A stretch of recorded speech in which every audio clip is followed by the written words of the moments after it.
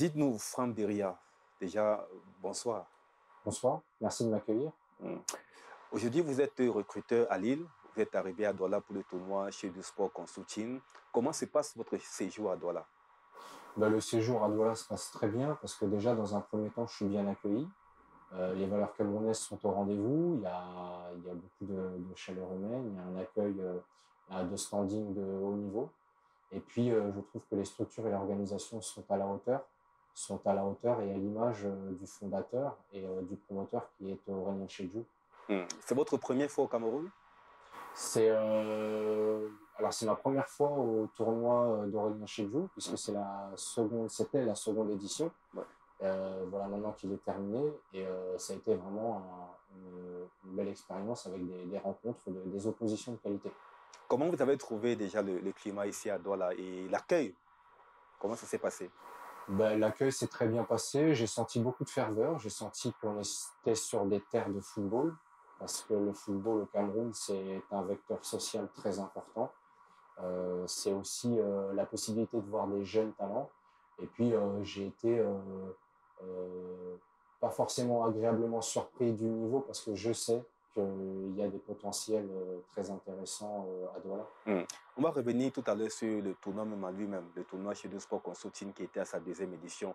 Mais avant, je vais insister avec, par exemple, votre séjour ici à Douala en vous demandant, est-ce que vous avez eu la possibilité de goûter quelques saveurs camerounaises, quelques mets camerounais, parce que c'est quand même, Oui, c'est une première aussi pour vous ici. oui, il y a il y a beaucoup de plats locaux, des produits qui sont à goûter, à tester. En tout cas, sur l'aspect culinaire et nutritif, il y a le poisson, forcément, la viande, qui sont avec une cuisson différente, mais c'est surtout la qualité ouais, des fruits. Je pense toujours à cet aspect performance où on a besoin de toute façon d'être alimenté sainement. Et ici, il y a quand même des choses, des produits qui vont dans ce sens-là. Alors, Franck Beria, comment vous avez trouvé le climat ici à Douala? Ça, c'est pas trop proche du climat de Paris ou de la France? C'est un des aspects qui est intéressant en fait quand on parle football africain parce qu'effectivement il y a un contraste dans le climat, il y a une adaptation qu'un joueur doit avoir quand il va en Europe et actuellement je sais qu'on n'est pas forcément sur les périodes les plus chaudes, mais il y a quand même une grosse différence avec ce qui se passe par exemple dans ma région à Lille où il peut y avoir 15-20 degrés d'écart avec Douala. Et ça fait vraiment du bien de vous retrouver ici à Douala.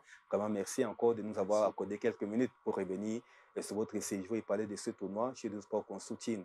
On va évoluer pour s'intéresser à votre fonction à Lille parce que vous êtes arrivé à Douala avec, en tant que recruteur de l'équipe première du LOX.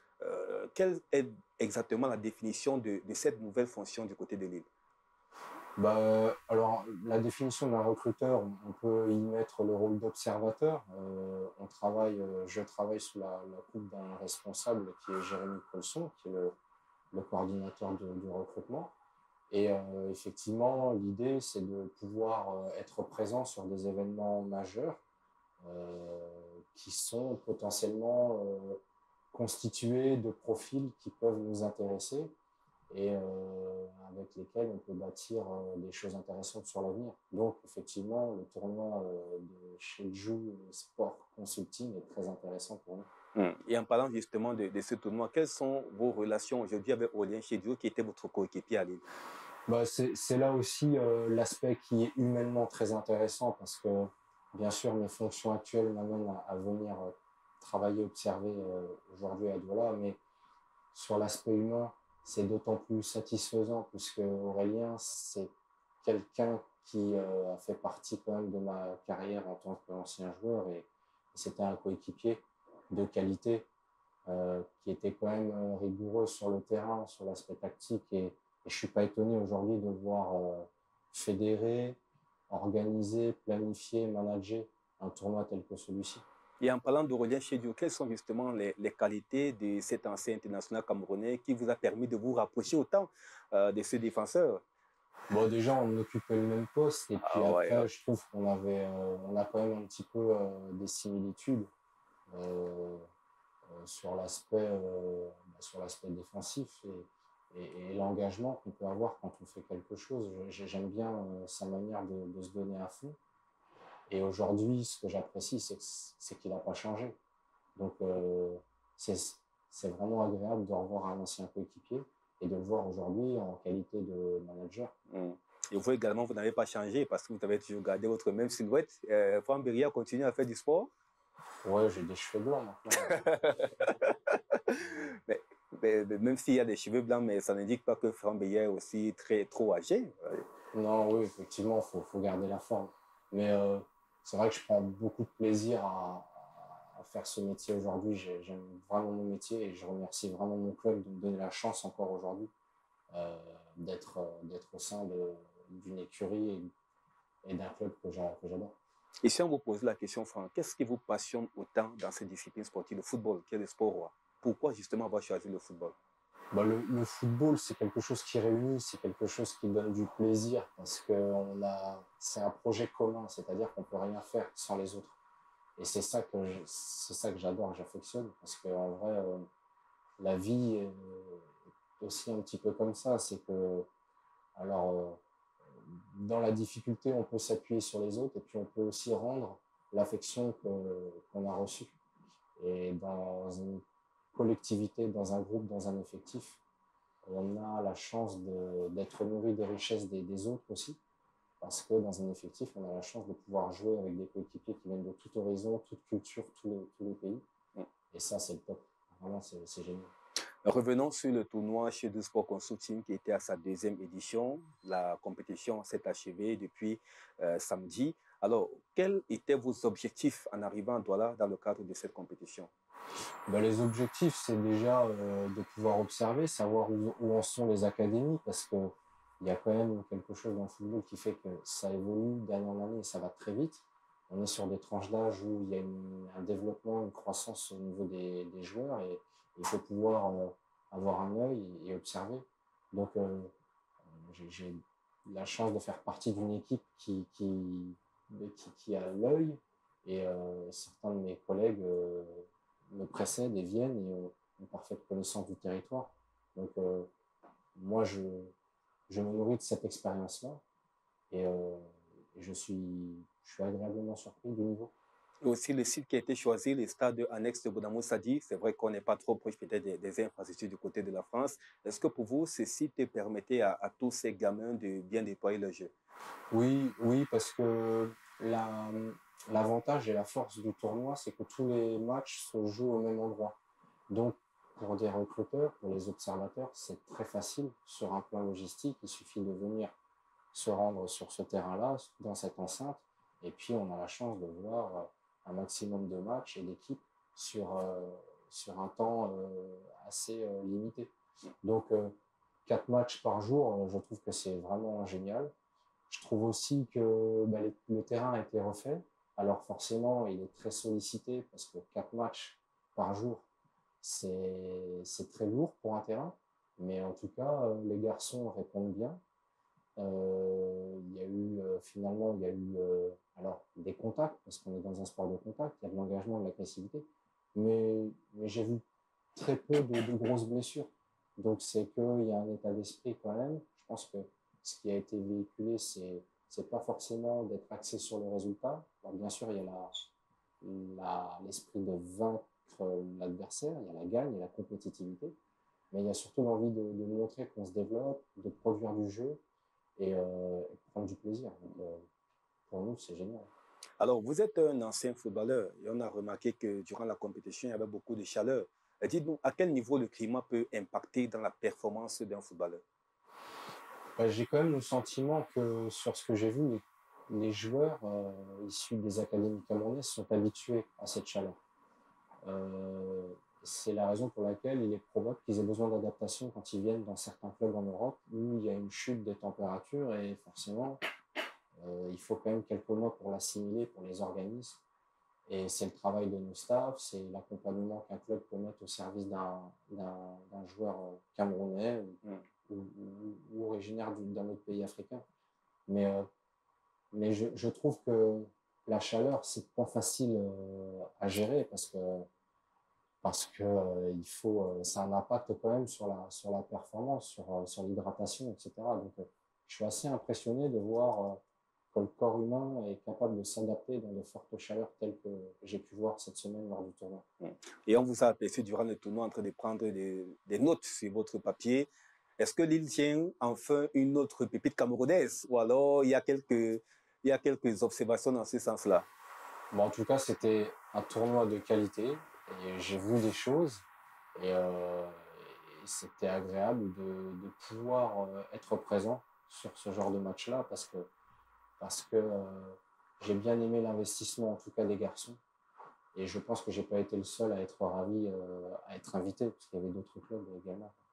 Et puisque Lille y était, et je profite pour vous demander, mon cher Franck Beria, est-ce que durant cette compétition, il y a un joueur ou alors une équipe qui vous a particulièrement marqué, au-delà de la performance, la prestation? Bon, ils se sont tous distingués parce qu'ils ont tous des forces et des faiblesses, ils ont des systèmes différents et ce que j'ai aimé aussi, c'est euh, c'est surtout l'état d'esprit dont ils ont fait preuve parce qu'il y avait quand même il y avait quand même de l'engagement, comme je le disais tout à l'heure, il y avait des contacts, euh, parfois même durs et très physiques, mais toujours dans la volonté de récupérer le ballon, dans, pas dans une projection de faire mal à l'adversaire. C'était vraiment fair play, c'était vraiment avec le bon état d'esprit. Et je pense qu'ils peuvent se féliciter de cette mentalité parce que effectivement, après, quand on veut passer le cap, il faut pouvoir faire preuve de ces notions-là et de ces valeurs. Et pour vous, quel est peut-être le conseil que vous pourrez donner à ces jeunes footballeurs dans la carrière qui aspirent à être footballeurs professionnels demain? Ah, c'est pas facile d'être un donneur de leçons parce que donner des conseils, en fait, on a chacun son parcours. Aujourd'hui, je suis recruteur, donc j'ai un œil différent. Mais simplement qu'ils puissent continuer de croire en eux parce qu'effectivement, je sais que le football peut changer aussi toute une vie. Et, et les moments où ça peut être difficile parce qu'il y en aura, faut pouvoir être costaud mentalement aussi. Mais à la fin, c'est que du plaisir parce qu'on a la chance de vivre de son métier, donc c'est génial.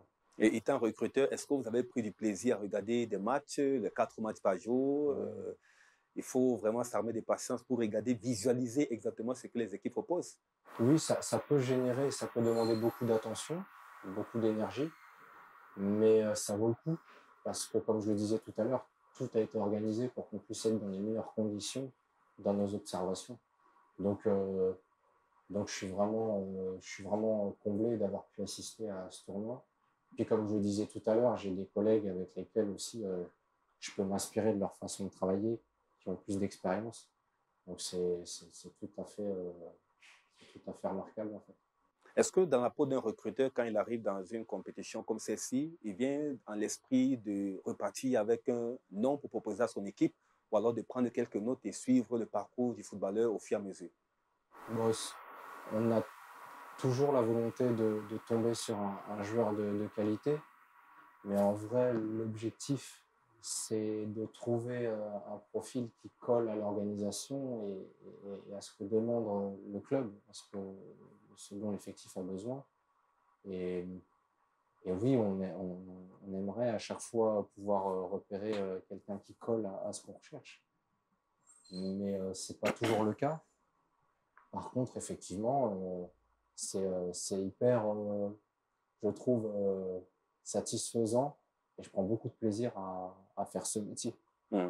Et s'il fallait faire une comparaison, je ne sais pas si Franck Beria peut nous aider un peu dans ce sens, faire une comparaison entre les tournois U18 organisés sur Cameroun, comme celui que vous avez couvert récemment ici à Douala, et ceux organisés par exemple en France, au niveau de la logistique, de l'organisation, du timing même, et du profil même des équipes. Bon, ce serait difficile. En fait, alors, c'est pas pour essayer de répondre à côté, mais c'est simplement pas possible de comparer un tournoi en Europe et un tournoi en Afrique parce que la réalité du football, le contexte, les joueurs ne sont pas pareils.